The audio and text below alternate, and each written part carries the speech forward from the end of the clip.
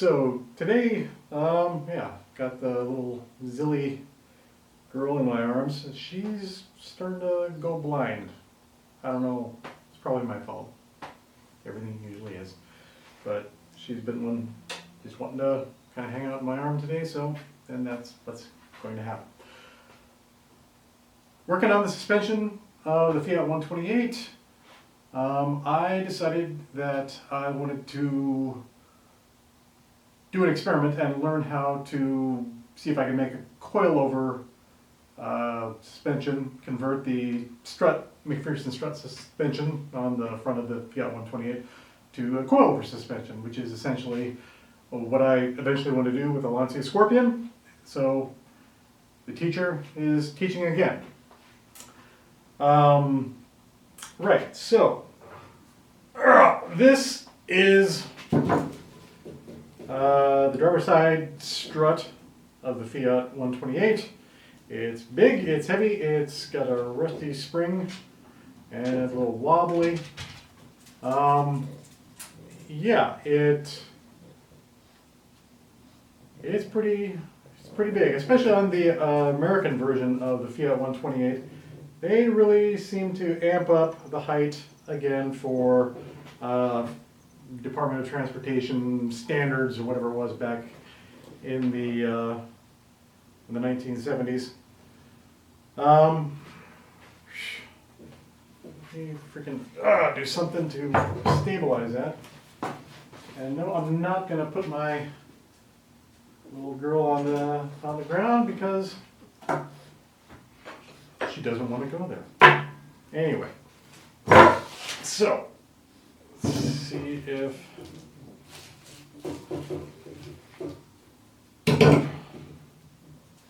there. Okay. So yeah, the construction of this is just like big, one big tube, blah blah blah. It's, I don't need to tell you about the construction because it doesn't even matter. You don't care. Really though, from the rubber bump stop, this big bulby thing here, down to the base where it would contact the bump stop is basically 4 inches. And so basically this car has a 4 inches suspension travel, typically, until it hits a bump stop. Bump stop might give another 1/2 inch of travel with the give in the rubber, but it's pretty firm rubber. It's pretty strong stuff. Overall, the suspension is about 23 inches from bottom to top, or like, we'll just say like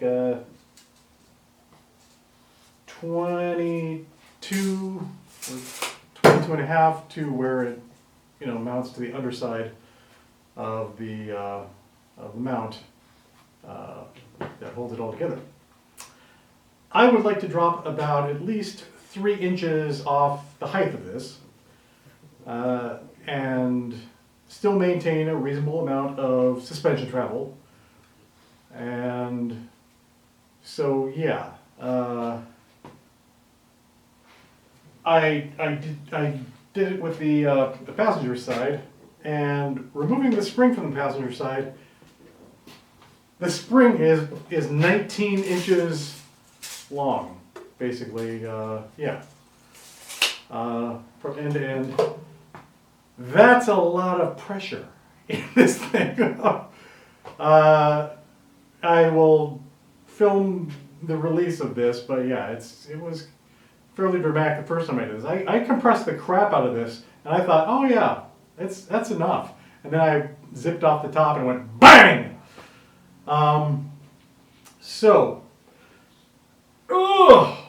This is the first attempt at the coilover suspension with like the new, I'm using a Ford Focus mount, which is almost identical in a lot of ways to the Fiat 128 one. And so I'm going to show how I got from this to this, if anybody cares.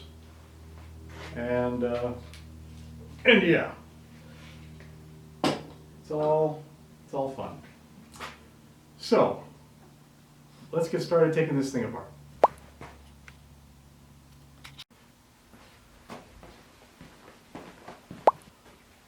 All right, so yeah, through the the spring compressors here on the strut, gloves, eye protection. I mean, probably ideally, in the best world, you probably want to have, like, you know, one of those face shield dealies over your entire head, because, well, these spring compressors, I got them at Harbor Freight, and most like pretty much everybody else, everybody else has these too. Very few people will go for the high-end spring compressors.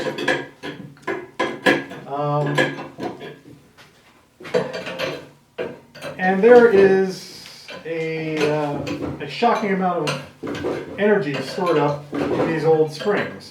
And you want to be able to safely remove this, and it's all about being able to work on stuff the next day.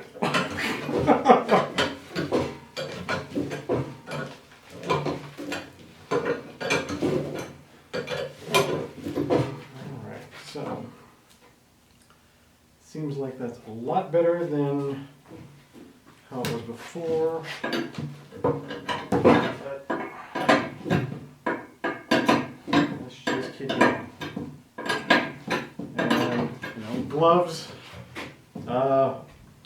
Who knows if these bolts could break, these castings could break, maybe the spring itself is rusty, that could crack and break.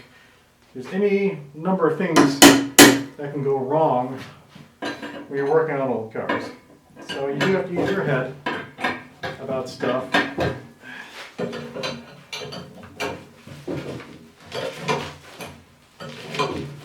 Alright, so we've got the spring relatively compressed. Some of the energy is contained in it, not all of it. The first time I did it in the back of my, the bed of my truck on the tailgate, and it was a little surprising. Alright,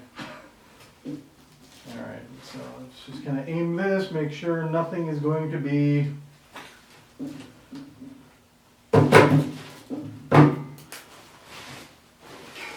hitting like a projectile.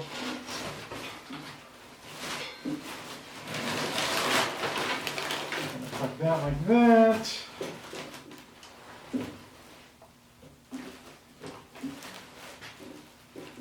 Ready? 1, 2.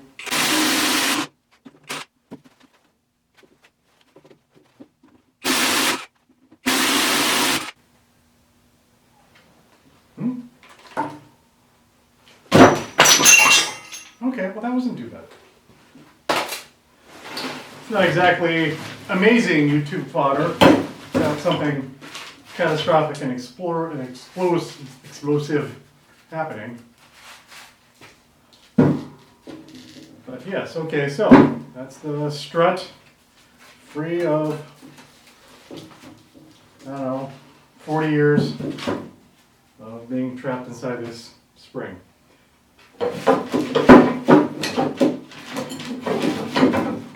Alright, I'm going to decompress the spring.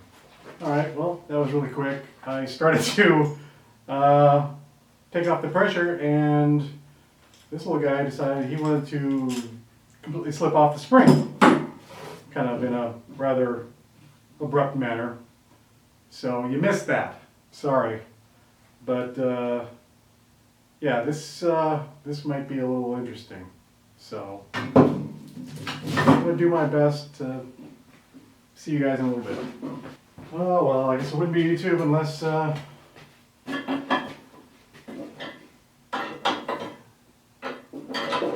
a chance of something going wrong. So.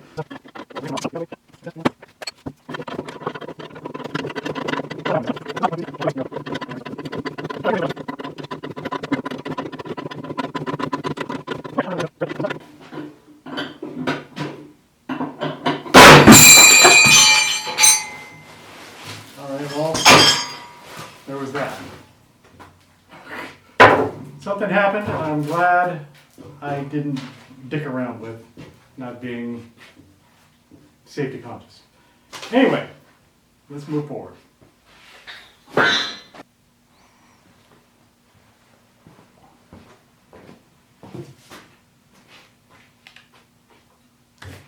Okay, so we have the strut housing. There's like a little little 4-hole spanner nut thing at the top of this that needs to be undone to remove the inner guts of that. And the inner guts look like this. Yeah. So there's some suspension oil in there and whatnot.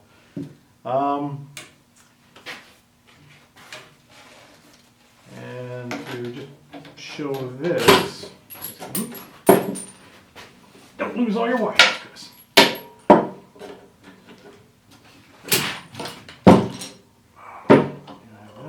That, spring, stack of washers, rubber bumper, and the coil sleeve. Okay, so comparing these, you can see that what I did was essentially to cut off a lot of this large spring perch, and then after that was cut off and cleared away, I was able to kind of cut this weld around this metal collar here, and after that was done, I was able to slide it easily down a little bit further. This is about 3 inches-ish from the top of that, and I just kind of temporarily welded it on there just as far as, because I'm still trying to dial everything in. So that's why that bare bit is right there, and you can see like there's a difference in length. I essentially, it's a little wide up here where it's threaded, and then it kind of necks down, and then it necks down to its basically its shaft size. I cut it right there and removed about 1 3/8 of the shock body, and then re-welded it all up there, and put in the insert and a new nut, and like they say, like Bob's your uncle. I got this idea from a guy named Fiat Monkey on the forums. His name is Tim. He's a really awesome guy. He's done a lot of stuff. He gave me a bunch of these parts. These are X19 rear struts, and he had already done much the same thing, and so I was essentially trying to kind of copy his initial design, and he supplied some old KYB XL gas shock absorbers with them, which is just kind of what I'm using initially as a test. I don't know if they're worn out, shagged, with the crap. What I'm fitting to the Lancia are some Bilstein B8 struts, and if it turns out that these shocks are crapped out, they're actually very, very close in dimensions. These are for designed a little bit better, more for lowered cars, and obviously it's got like the big piston, all that stuff. I don't know if it's, I'm sure it's better than what this is. This was free and old, and this is new. So, but yeah, The struts fit inside the X19, Fiat 128, Lancia, Beta Monte Carlo, Scorpion struts, no problem at all. Is going to be somewhat dependent on you know, the height or whatever, but yeah, it will all work out, and it shouldn't be an issue at all. So anyway, moving forward with this, let's go on to the next step of removing this nut.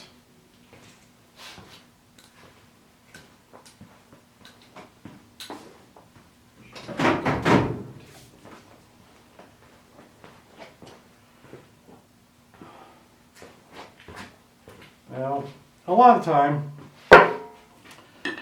when you're doing stuff, you have to make your own tools. Yeah, I tried to knock this loose with a punch on the other one, and I just started beating the crap out of it. And so I just had to make my own like little spanner. I'm going to have to probably put this in the vise.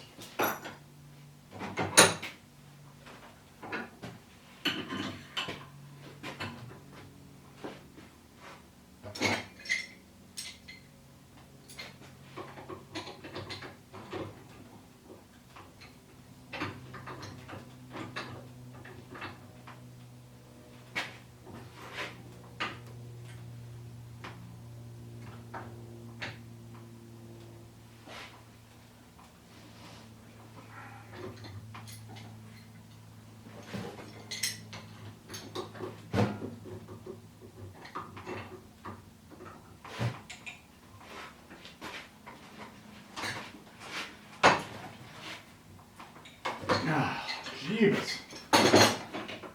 All right. That's what it usually goes like.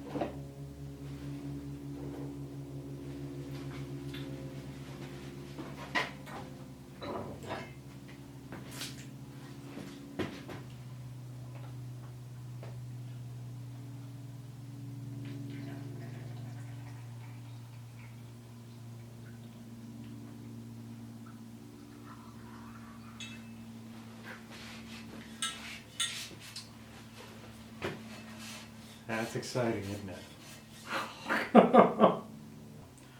Okay, so at this point, we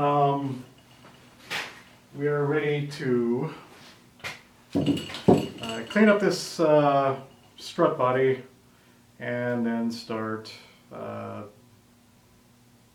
doing all the cutting and rejiggering it. Yeah, I mentioned about these Ford Focus strut mounts. This is like the Fiat one, obviously, and it's a 3 equilateral bolt design, and it's just a little bit wider bolt spacing than the stock Fiat one. So, I mean, literally, if you widen up and open up these bolt holes, these just like pop right in. Very, very simple thing to do.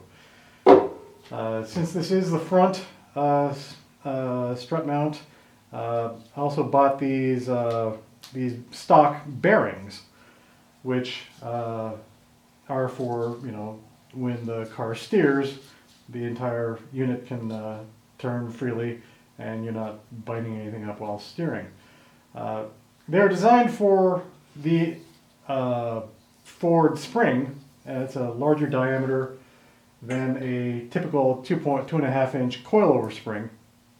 So it kind of runs into and interferes with that keeper.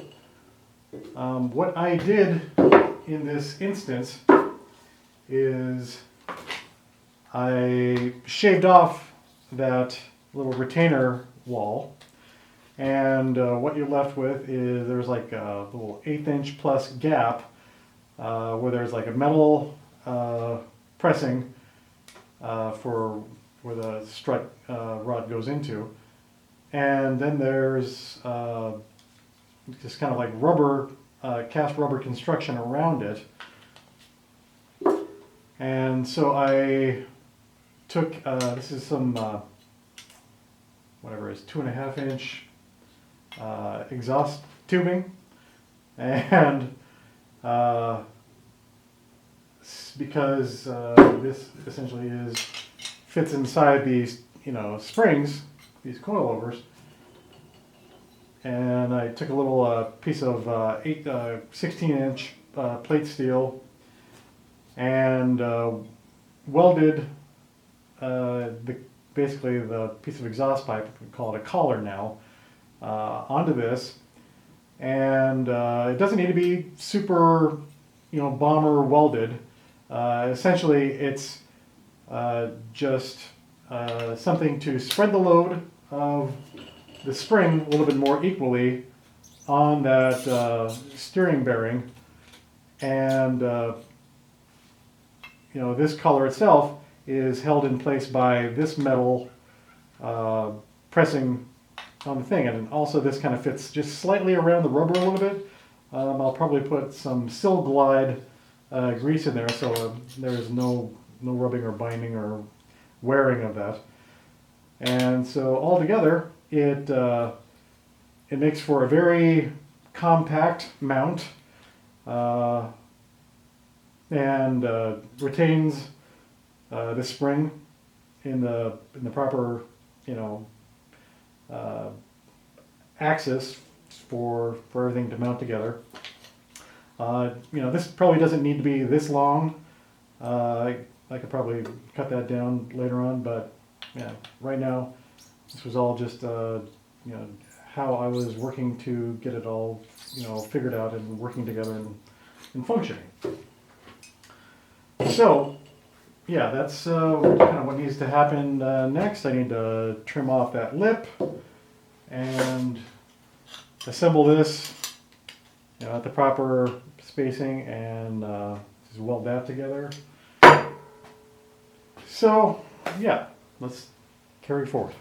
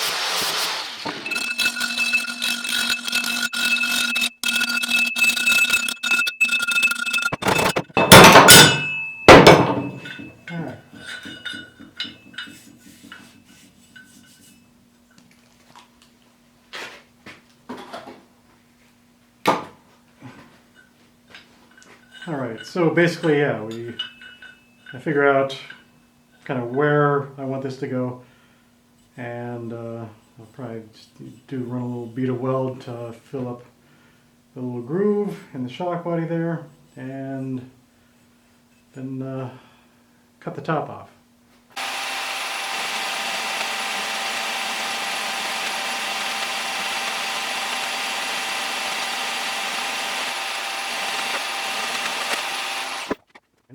And that's the first cut.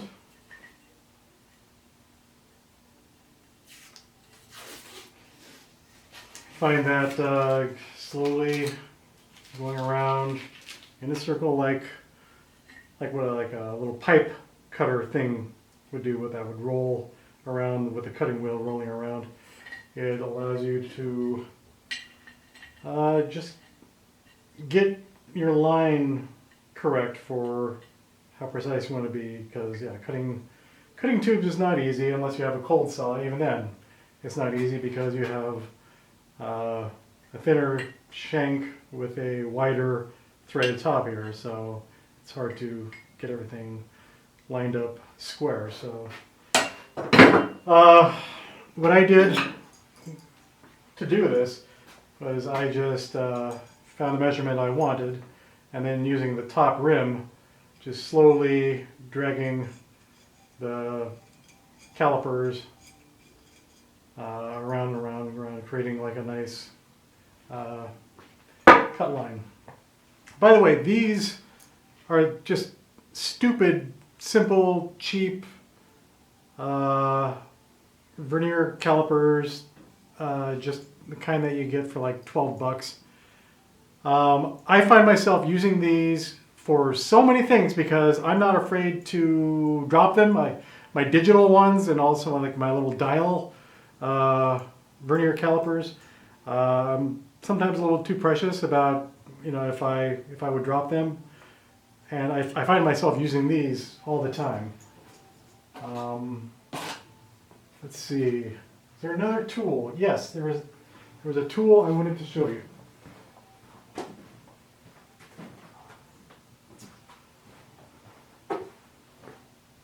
Now, I got a bunch of these, and these come in many different sizes. You usually get a set, and they, I have like 5 or 6 of them. They go from pretty wide to pretty small sizes, and these are old school. This is a Mitutoyo, Japanese made, so you really can't beat the quality of it, and it's old, so you know it's made in Japan. This is like a little bore measure gauge, a little snap gauge. And what these are great for is, you're like, oh geez, I need to get the measurement of something that has like an inner ring that you're like, okay, I can measure this outer ring, no problem, but like the inner one, I can't get my, calipers in there to measure that. So what these allow you to do is, this little dial on the back here. You can kind of compress the fingers or the telescoping thing, and you tighten it, and it holds that. And then you kind of go down to what you want to measure, and you pop it open. Carefully making sure that you're in the. I screw it up. In the center of what you want to measure, and then you can lock it and pull it out, and it holds that exact measurement. This is the only one out of the set I've used, but I've used this so many times, and then you can just like easily just go up and take your calipers and measure and go, oh, okay, what is that? Oh, it's 2 inches. So yeah, super useful, hand tool. Just saying. All right, here we are, another day. So yeah, I took this little shock steering bearing that goes with the Ford Focus mount, and I cut the inner lip out, making it able to mount the 2.5-inch springs on the face of this. And I also finished cutting out the little space of shock, building the shock. so that the top can now be brought down, whatever this is, like an inch and 3/8 or something like that.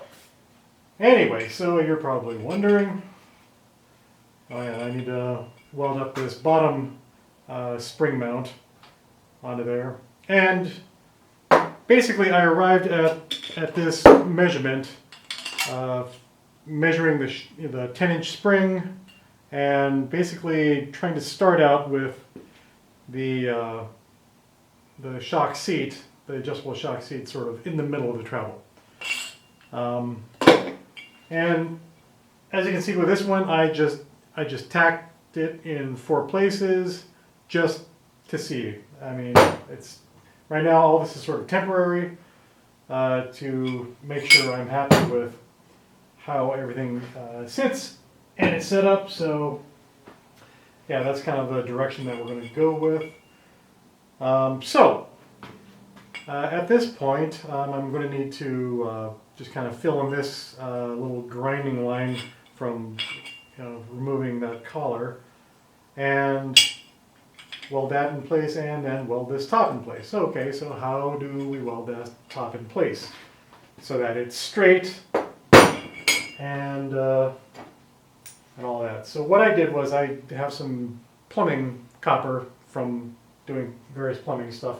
I opened it up and unrolled it, and then I think I took this and hammered it around a large extension socket until it was flat. Copper, super soft, easy to work with. Cutting it can be a pain in the ass because it's so soft.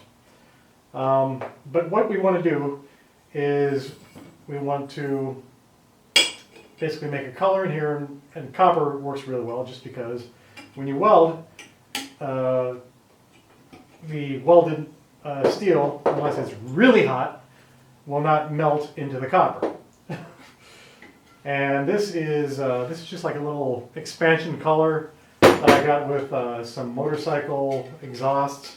Just a little cheap steel thing to kind of adapt the size of a shock or an exhaust pipe onto a muffler. So basically, yeah, that the copper protects the actual little steel spring thing from getting welded to the inside of this. And there's a little gap, and then this guy, apparently I didn't do this in the right order. Maybe I have to slide that in first, like so, and then put that guy on.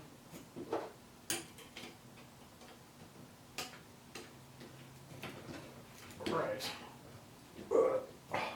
Okay, and then this guy goes on. Is that right?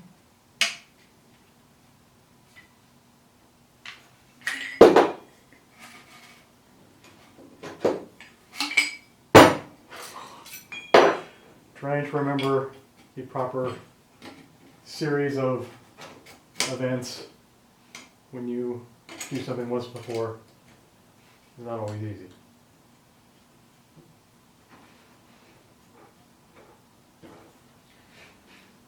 There we go. Yeah, so now that's very nice and secure. I don't know how well you can see that, but it's very flush. I ground in sort of a 45-degree bevel on each of these face places for a nice, deep root weld all the way around. And yeah, and it holds itself very nicely. Okay, in addition to that, the little spring locator and rest for this, I need to weld that up. So there are those pieces that need to be welded up. This is like one of those little third-hand things. You've seen guys on YouTube, welding with these, and they basically, it's a little tripod basically to hold your work. And what I did is I just sort of stuck a little tube on it as I fabricated it so that I could add weight to it and adjust the weight. And then there's also a little thing where I can just attach my negative lead so that the electricity goes from the work up into that and over. So anyway, let's get welding.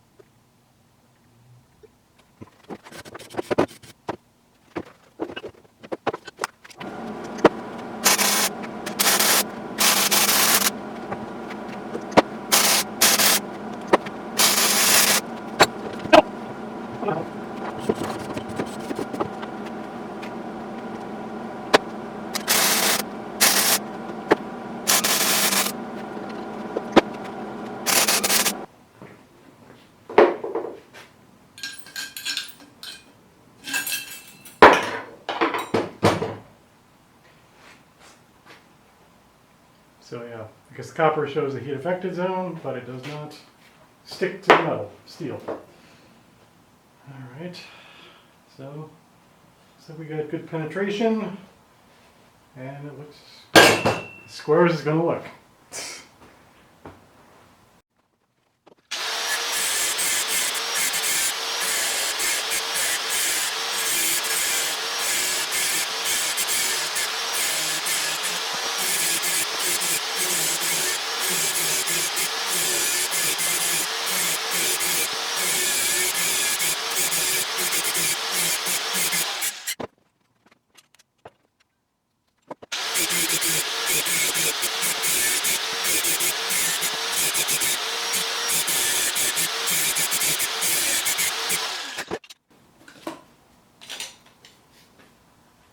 Much better. All right, so really that almost concludes it. I need to wrap, well, later on paint the shock, but wrap the housing in something like rubber or HDPE plastic or something to take up that slack in between the sleeve and the shock, and yeah, almost ready to assemble.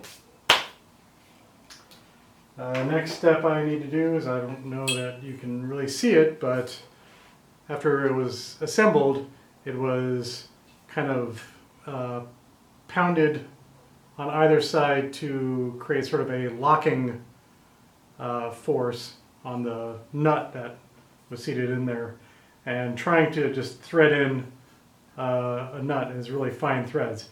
It's almost impossible, so you need to kind of grind back a little bit of that just so that you can get the nut started in there.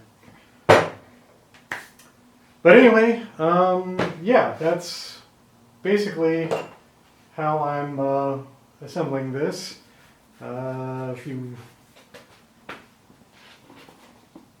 want me to assemble the entire shock, let's see.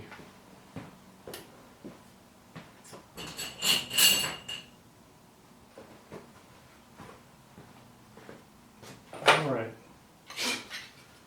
So if you want to see the assembled shock, what I did is still have some steps to do, but I'll show you the new one, the original one that I did. Yeah, after assembling it all together, These are 9/16 inch washers to kind of take up some of the space on that.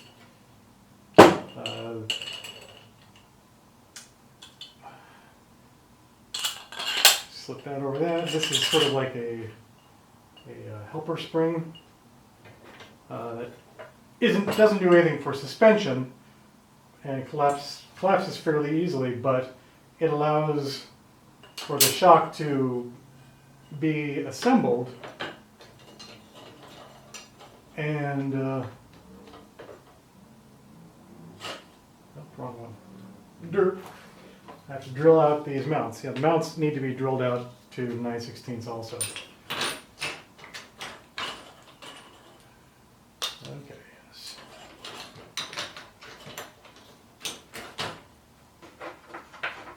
And I do just another 9/16 washer on that.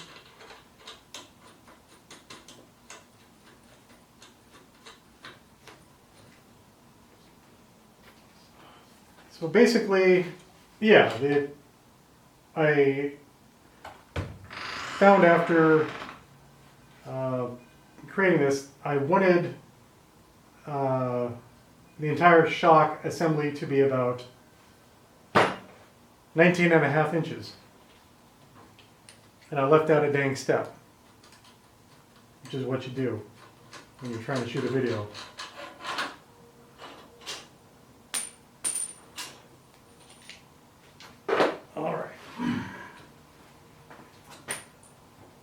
Shock bump stop. Yeah, this goes under the stack of 7 washers. And really, I think this is too long because the whole name of the game is suspension travel. And you want as much suspension travel before bottoming out as possible. And so, yeah, I want to shorten that stop. Just out of curiosity, I also want to see how far it goes down. Oh, yeah, okay. This shock goes all the way down to basically the nut before it bottoms out. So there's a fantastic amount of travel in it, and it'll slowly rise. Anyway, this is my approach to making a coilover suspension from a McPherson strut. We'll see how it goes. But thank you for joining me on this, and we'll be moving forward with more surprises. That's it. Thanks. Everybody take care. Bye-bye.